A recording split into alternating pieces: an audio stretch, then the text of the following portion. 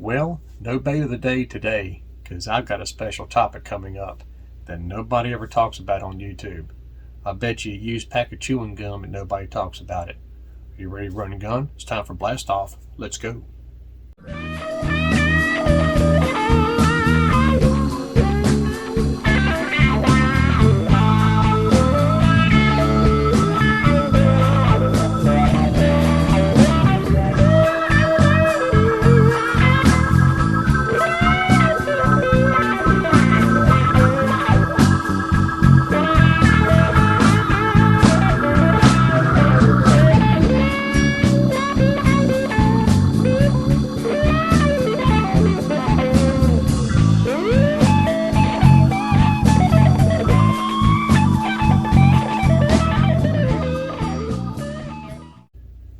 Hey guys, Todd here with you. Welcome back to Bassin 101, where I try to make fishing simple for everybody.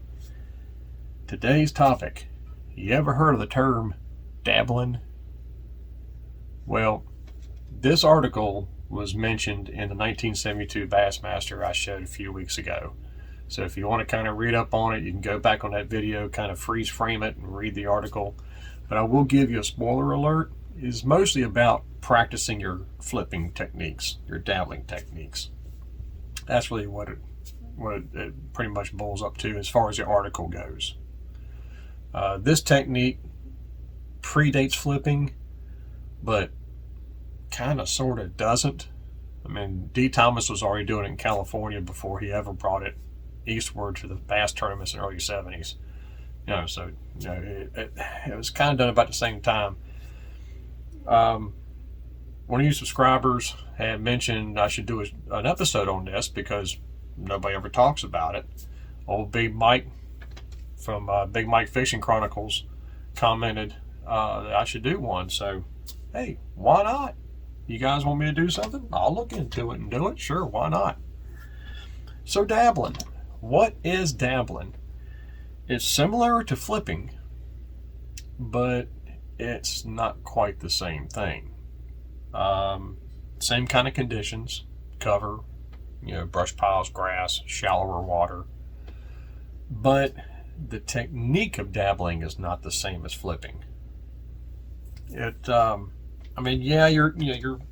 pitching out into pockets and everything, but you're not, flipping and pitching. You're putting it in there once or twice, next spot, once or twice, next spot, once or twice. Dabbling, you're leaving it in there for a while and you're actually moving the lower side to the side.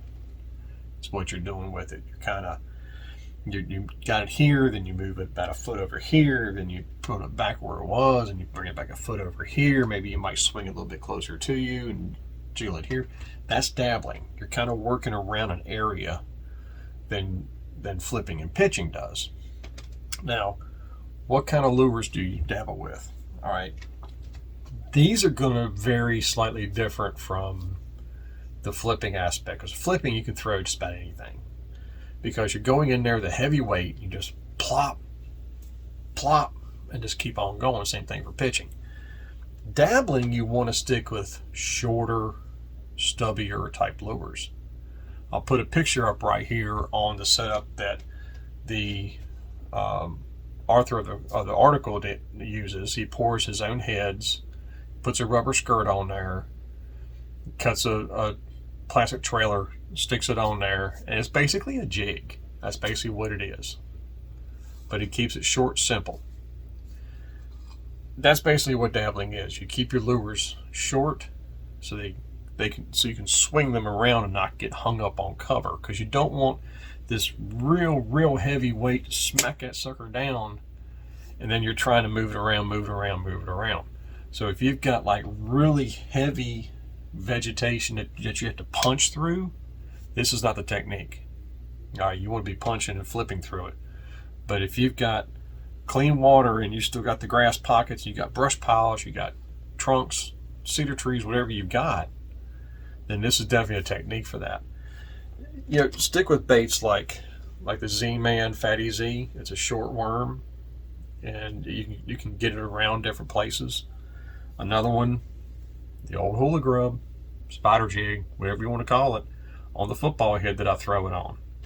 I would throw this on a shaky head. And of course the grub, the exact same setup that I showed in the grub video with the darter head with the EWG style hook. That's what I throw with that. You can't go wrong with my Bulldog 5/16 Stanley jig with a split beaver trailer. You know, something like that. It's not real heavy. I can get it in there and work it around, swinging around different places. And a 1/2 ounce. This has to be a Stanley here. Custom skirt. 1/2 ounce Stanley. And I use it for these, I always use a Zoom Super Chunk, which I have my own stainless steel cutter that I made myself, which gives me these type of claws. But you know, and I pair it up. I never hang it off the back like a chunk. I always thread it up onto the skirt, short, so it's short and stocky like that. Move that thing around. Long worms, straight tail worms, stuff like that, I avoid because they're just gonna get wrapped up in stuff. Because what you're doing is the technique that you're using. Now this is a custom built rod that I made. It's a MHX custom blank, and this is a 6.5 foot with kind of a short handle. And this is basically my Carolina rod or my everything else kind of rod. But what separates this from a lot of my other rods, I'll see if I can do this back here. I might have to crank this drag down to show you. But this dude right here, if you can see it, got a very, very fast tip. Can you see that? Very fast tip. Very soft, very fast. That's the kind of rod you want. You want something, you don't want a big heavy flipping stick that you can pull a car with. Because this right here, I can't even bend this rod as far as backbone. Go about 2/3 of the way up, and it has a really good load and an extremely fast tip. And what that fast tip does, it allows me to feel what that lower is doing. It allows me to swing it over in this section, swing it back over here, and maybe swing it back towards me a little bit, or even move it further out. That's what dabbling does. You're kind of working in one area before you sit over and basically flip and do it again. That's what dabbling is. If you guys ever fished a river, or say a farm pond, and you're messing with spawning fish, or you got fish that are shallow up on the bank, or in a river, you got them sitting in eddies, and you're constantly taking a lure and working it around them and letting it swing back and forth and everything, guess what? You're dabbling. It's exactly what that is. So that's about as simple as I can make it. Line, whatever line you're comfortable with, but you definitely don't want to dabble with 8 or 10 pound tests. I'll tell you that right now, because you're basically fishing cover. You could be fishing open water, but it's best if you have cover. Open water I'll consider to be like around rock or riprap or something like that. You could do that, but you're better off if you got cover, brush piles, grass, you know, whatever you've got that's even if you got a bunch of boat docks that has a lot of pilings, you can pitch to the piling, let it fall, and then kind of swing it around the piling different directions. Kind of work that whole piling on one cast. That's kind of cool, and you can bring it back and work the next piling. You'd be surprised how well that works. And some of you might have even done it, don't even realize it was dabbling you were doing. A little dabble do you. So that's all I got for that, guys. Just something kind of short and sweet. It's not really a technique that you talk for hours and hours and hours on. I did find another article that I'll post a picture on right here. And this article was actually, I think, 2014, I think, is when this one come out, I think. And this guy just does a little short article about dabbling, and he talks about going sideways with it. But it's very short, because there's really not a lot to talk about. But just remember, keep your lures short, stocky, and bulky, so that you can move these things around and not get hung up on stuff. You know, this is also really good too, a grub, 5-inch grub. You know, keep it simple, guys. Don't get too crazy with the stuff. You can play with colors, you know, however you want to do it. It's up to you. It's up to you. But it's a great technique. And I've definitely caught bass doing it.